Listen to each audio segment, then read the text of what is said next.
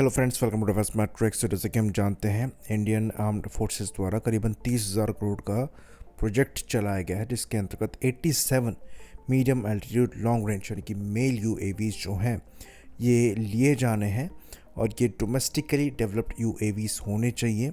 और इसको लेकर जो रिपोर्ट आ रही है उसके अंतर्गत बताया जा रहा है कि करीबन 10 बिड्स जो हैं ये रिसीव हुई हैं, जिसमें इंडियन पब्लिक और प्राइवेट सेक्टर फर्म्स दोनों इन्वॉल्व हैं। तो ये चीज़ हमने पहले भी कही थी जब 31 के आसपास MQ-9 रीपर्स लिए जा रहे थे कि मैक्सिमम रिक्वायरमेंट्स जो भी एग्जिस्ट करती हैं ये डोमेस्टिक ड्रोन से ही पूरी करी जाएंगी। और ये जो 30,000 करोड़ का प्रोजेक्ट है ये इसीलिए इनिशिएट किया गया था। तो यहाँ पर 87 जैसा कि हमने बताया UAVs लिए जाने हैं और ये इंडियन एयरफोर्स के लिए हैं, यानी कि फ्यूचर में फर्दर यहाँ पर नंबर्स पड़ेंगे। तो जो मेन फर्म्स हैं जो कि पार्टिसिपेट कर रहे हैं इसमें हिंदुस्तान एरोनॉटिक्स लिमिटेड है, सोलार डिफेंस है और अडानी डिफेंस है, टाटा एडवांस लिमिटेड है, लार्सन एंड टुब्रो और राफे एम्फेवियर है। तो पिछले साल ही डिफेंस मिनिस्ट्री ने इस प्रोजेक्ट को क्लियर किया था और बिड सबमिशन के लिए मल्टीपल टाइम्स यहाँ पर टाइमलाइन बढ़ाई गई और अब सफिशेंट नंबर्स में रिस्पॉन्स मिला है। तो यहाँ पर डोमेस्टिक R&D ड्रोन्स भी होंगे, लाइसेंस मैन्युफैक्चर ड्रोन्स भी होंगे, पर लार्जली इंडिया प्रोड्यूस्ड ड्रोन्स ही यहाँ पर लिए जाएंगे। खैर अभी बहुत ज़्यादा क्लैरिटी सबके ऑप्शंस को लेकर नहीं है, लेकिन सुनने में आ रहा है कि रुस्तम भी यहाँ पर हो सकता है, आर्चर NG के भी होने के चांसेस एग्जिस्ट करते हैं और कुछ इजरायली ड्रोन्स भी इंडियन नाम से यहाँ पर ऑप्शन की तरह प्रेजेंट किए जा सकते हैं। खैर ये कॉम्पिटिटिव फील्ड है, पर यहाँ पर इन ड्रोन्स को लेकर रूल्स को काफ़ी टाइट भी किया गया है ताकि चालाकी से वाइट लेबलिंग करके ही ड्रोन्स को ना बेचा जाए। तो यहाँ पर कॉम्प्रिहेंसिव टेक्नोलॉजी ट्रांसफ़र जो है ये एक्सपेक्ट किया जा रहा है अगर ये कंपनीज इन ड्रोन्स को लाइसेंस के अंतर्गत इंडिया में मैन्युफैक्चर करती हैं। तो खाली एयरफ्रेम ही नहीं बल्कि क्रिटिकल सिस्टम्स भी इन ड्रोन्स के इंडिया में मैन्युफैक्चर होने चाहिए।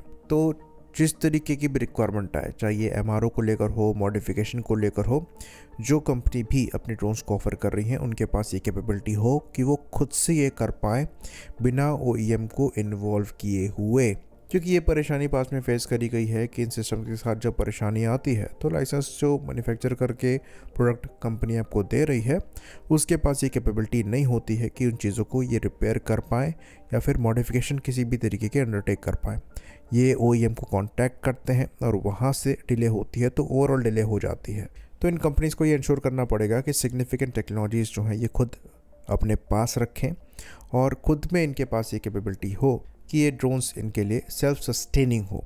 खाली इंडिजिनस बोल के इंडियन नाम देकर लाइसेंस मैन्युफैक्चरिंग करके काम नहीं चलेगा। ये परेशानी खासकर इंजन के साथ आती है क्योंकि इन ड्रोन्स में मैक्सिमम केसेस में आपको इंजन इंपोर्ट ही करने पड़ते हैं और आपको ये इंश्योर करना पड़ेगा कि इन इंजन्स को लेकर जो स्पेयर पार्ट्स हैं ये लोकली प्रोड्यूस्ड हो और सिग्निफिकेंट परसेंटेज इन इंजन की असेंबली का लोकली आए ताकि फ्यूचर में MRO को लेकर इश्यूज़ ना आए। तो क्योंकि ये मेल UAVs होंगे तो मोस्ट ऑफ द केसेस में ये पिस्टन इंजन्स का इस्तेमाल करेंगे। और यहाँ पर डीप टेक्नोलॉजी ट्रांसफ़र इसलिए मांगा जा रहा है कि फ्यूचर में अगर ये खुद से भी कंपनीज R&D करना चाहें और खुद के ड्रोन्स बनाना चाहें तो कम से कम कुछ एक्सपीरियंस इनके हाथ में हो और कुछ टेक्नोलॉजीज इनके हाथ में हो, क्योंकि नॉर्मल लाइसेंस मैन्युफैक्चरिंग से ज़्यादा कुछ मिलता है नहीं। हाँ, आप मैन्युफैक्चरिंग बेस ज़रूर खड़ा कर सकते हैं। तो इस प्रोग्राम के थ्रू मेक इन इंडिया को बढ़ावा देने की कोशिश करी जा रही है और ये भी पता है कि ये जो 10 फर्म्स हैं जिन्होंने यहाँ पर इसको रिस्पॉन्ड किया है ये कंप्लीट डोमेस्टिक R&D से तो आपको ड्रोन बनाकर नहीं देने वाले, उतना समय यहाँ पर रखा भी नहीं गया है। पर एटलीस्ट इस एफर्ट में सिग्निफिकेंट टेक्नोलॉजी ट्रांसफ़र हो ये इंश्योर करने की कोशिश करी जा रही है। तो ये चीज़ हमने रिसेंट कॉन्फ्लिक्ट्स में देखी है कि ऐसे ड्रोन्स भले ही शूट डाउन हो रहे हों पर कॉस्ट इफ़ेक्टिवली आपको इंफॉर्मेशन प्रोवाइड करा पाते हैं और ISR रोल के लिए बहुत क्रूशियल रहे हैं। और क्योंकि ये चीप टू ऑपरेट है इसलिए इनके लॉसेस से बहुत ज़्यादा नुकसान नहीं होता है। इसलिए इंडियन आर्म्ड फोर्सेस द्वारा भी कोशिश करी जा रही है इनको बड़े नंबर्स में सर्विस में इंडक्ट करने की और इसलिए इनिशियली 87 का नंबर यहाँ पर रखा गया है।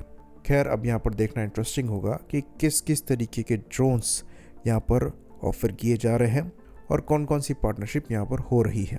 आई होप इन्फॉर्मेशन यहाँ पर क्लियर रही हो। इसी बात पर इस वीडियो को हम ख़त्म करेंगे।